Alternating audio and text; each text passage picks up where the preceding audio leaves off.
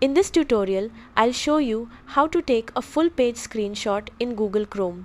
This lets you capture an entire web page from top to bottom instead of just the visible part of your screen. First, open Google Chrome and visit the web page you want to capture. Press Ctrl plus Shift plus I on Windows or Command plus Option plus I on Mac to open Developer Tools.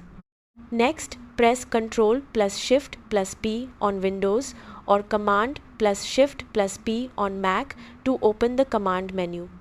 Type screenshot into the search box, then select Capture Full Size Screenshot from the list. Chrome will automatically capture the entire web page and save the screenshot as a PNG file in your default downloads folder. If you prefer an easier method, open the Chrome Web Store, search for a full page screenshot extension such as Go Full Page and install it.